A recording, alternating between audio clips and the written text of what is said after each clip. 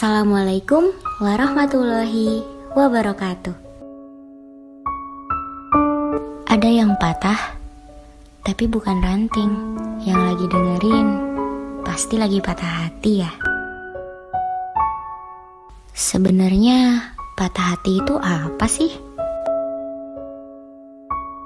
Imam Syafi'i mengatakan bahwa ketika hatimu terlalu berharap kepada seseorang, maka Allah timpakan ke atas kamu pedihnya sebuah pengharapan, supaya kamu mengetahui bahwa Allah sangat mencemburui hati yang berharap selain Dia. Allah menghalangimu dari perkara tersebut agar kamu kembali berharap kepadanya. Nah, ucapan Imam Syafi'i ini diperkuat dengan firman Allah SWT yang tertuang dalam surat Al-Insyirah ayat ke-8, yang artinya, dan hanya kepada Tuhanmu lah hendaknya kamu berharap. Patah hati itu normal, namun tatkala patah hati membuat kita menjadi gagal move on selama bertahun-tahun, terpuruk sedih, bahkan sakit-sakitan, maka tentu ada yang salah dengan diri kita. Sebagai seorang muslim dan muslimah yang memiliki iman, kita tentu mengetahui bahwa cinta yang hakiki hanyalah untuk Allah SWT dan Rasul-Nya. Tidak seharusnya kita mencintai apa-apa yang di dunia ini secara berlebihan, apalagi sampai menggantungkan harapan pada manusia. Wah, salah besar itu. Sebab kita tahu bahwa segala hal di dunia ini bersifat fana, tidak bisa kita miliki dan pasti akan musnah. Di sini juga aku mau cerita tentang pengalaman aku sendiri yang pernah ngerasain yang namanya patah hati. Patah hati itu ngaruh banget ke anggota tubuh yang lain. Yang padahal yang sakit itu kan perasaan kita, tapi anggota tubuh kita juga ikut merasakan sakit gitu loh. Waktu itu aku kelas 2 SMA. Untuk pertama kalinya aku ngerasain bagaimana patah hati itu sendiri. Saat itu aku izin sakit 3 hari gak masuk sekolah karena itu patah hati. Aneh ya, tapi nyata gitu loh. Dan memang aku punya riwayat penyakit mah. Jadi pas waktu itu mah aku emang kambuh gitu kan, jadi sakit dan ya akhirnya izin ke sekolah gak masuk karena sakit. Manusia itu unik ya, dia menyayangi seseorang yang belum pasti gitu. Jadi menyayangi seseorang yang entah dia itu sayang balik atau enggak, itu kan gak pasti namanya kan. Patah hati juga sebenarnya bisa karena kita kehilangan benda. Misalkan kita kehilangan benda yang selama ini kita rawat, ternyata benda itu hilang tiba-tiba, atau ternyata benda itu rusak karena udah usang, udah lama. Ada juga yang memang patah hati karena di antara keluarga. Misalkan kamu udah berusaha nih buat maksimal mungkin kamu tidak terpancing emosi saat ada konflik di antara keluarga, tapi ternyata salah satu anggota keluarga itu justru malah ngebuat kamu ngerasa kayak gak nganggep perjuangan kamu selama ini gitu. Ada juga yang kayak gitu. Dan setiap orang pun berbeda-beda dalam menyikapi patah hati.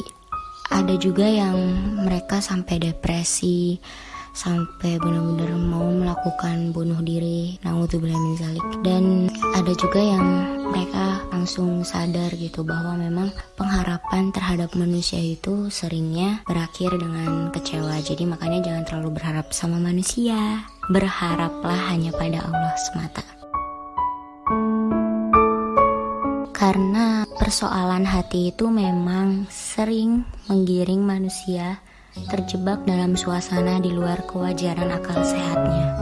Padahal Rasulullah SAW sudah mengingatkan dalam hadisnya, ketahuilah Sesungguhnya dalam tubuh manusia itu ada segumpal daging.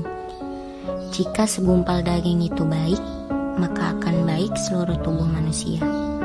Dan jika segumpal daging itu buruk, maka akan buruk seluruh tubuh manusia. Ketahuilah bahwa segumpal daging itu adalah hati manusia. Hadis riwayat Bukhari dan Muslim. Agar kamu tidak terjebak dalam patah hati terus-menerus, ada 5 cara yang harus dilakukan umat Islam untuk mengobati patah hati dengan cepat. Yang pertama, memperbanyak membaca Al-Quran. Sudah sangat terbukti bahwa Al-Quran dapat menjadi obat bagi orang-orang yang di dalam hatinya terdapat penyakit. Meningkatnya keimanan seseorang dengan memahami makna yang terkandung di dalam ayat Al-Quran dapat mengembalikan jiwanya pada posisi yang tenang. Oleh karena itu, untuk mengobati patah hati dengan cepat, sangat dianjurkan untuk memperbanyak membaca Al-Quran. Yang kedua, berwudu dan sholat. Aktivitas berwudu dan sholat dapat meredakan emosi dan menstabilkan pikiran yang kalut, serta menjauhkan kita dari bisikan syaitan. Kemudian yang ketiga, memperbanyak zikir. Berzikir dapat menenangkan dan menenteramkan hati dari segala permasalahan yang ada. Allah SWT berfirman dalam Quran Surat Ar-Rod ayat ke-28 yang artinya, ingatlah, hanya dengan mengingat aku, hati akan menjadi tentram. Kemudian yang keempat, berkumpul dengan orang-orang soleh. Saat mengalami patah hati, sangat dianjurkan untuk mengikuti majelis ta'lim. Sebab dengan cara itu maka kita akan berkumpul dengan orang-orang soleh. Hal ini juga bertujuan agar kita tidak menghabiskan waktu seorang diri dan menghindari masuknya ide-ide kotor dalam pikiran melalui bisikan syaitan. Dan yang terakhir, yang kelima, berprasangka baik atau husnudon kepada Allah SWT. Cara terakhir untuk mengobati patah hati dengan cepat yaitu dengan berprasangka baik kepada Allah. Sebab dengan berprasangka baik kepada Allah akan mendorong kita untuk ikhlas menerima kenyataan yang terjadi. Karena apa yang baik menurut kita belum tentu baik menurut Allah.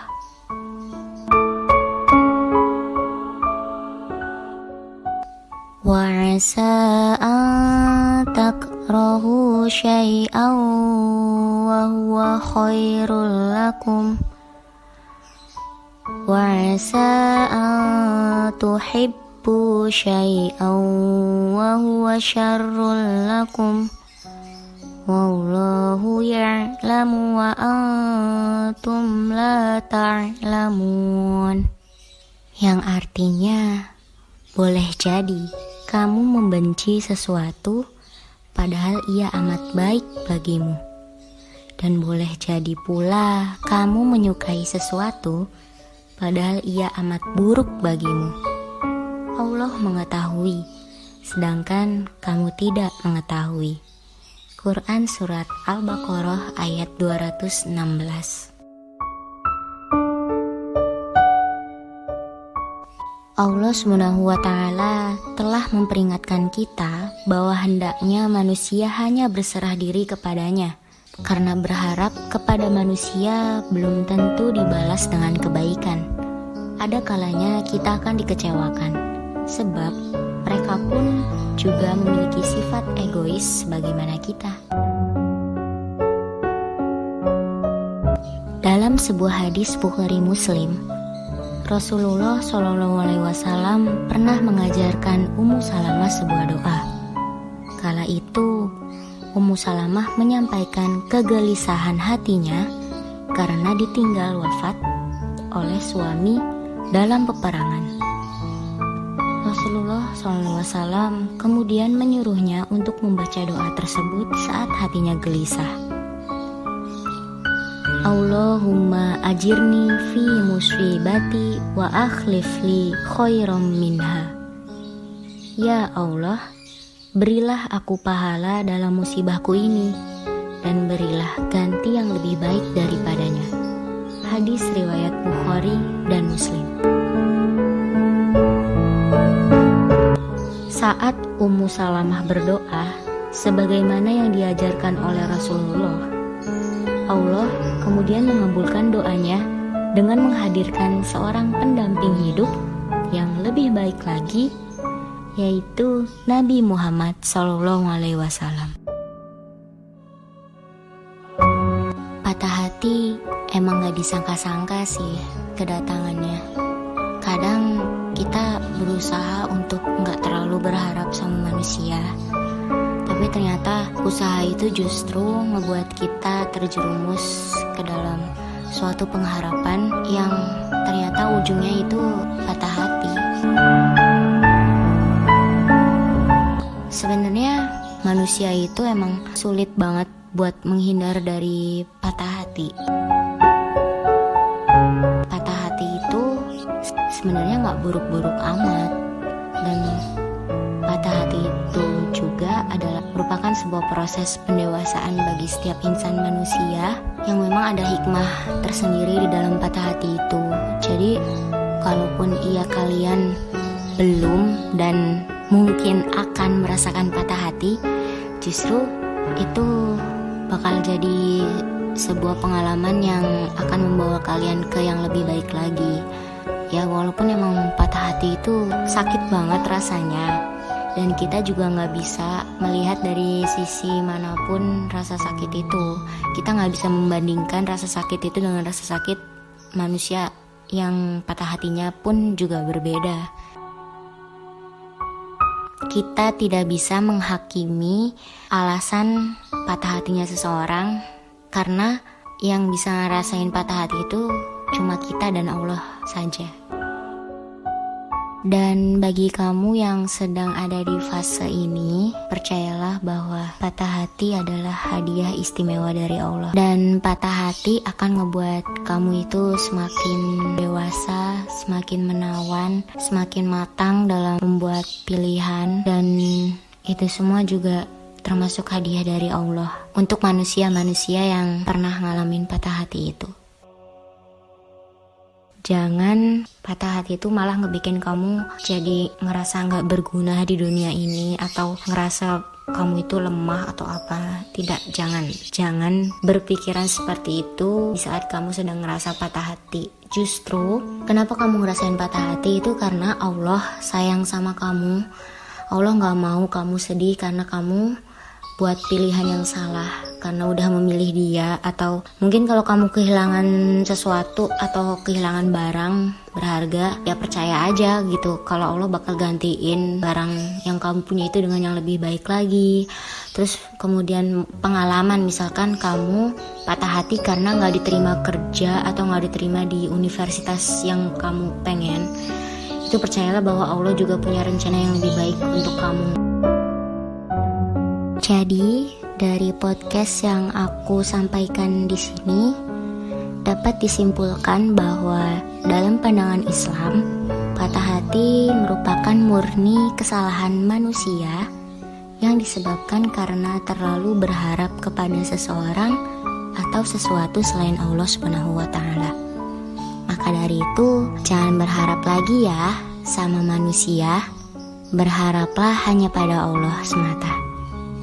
Wabillahi taufiq wal hidayah. Wassalamualaikum warahmatullahi wabarakatuh, dan sampai jumpa.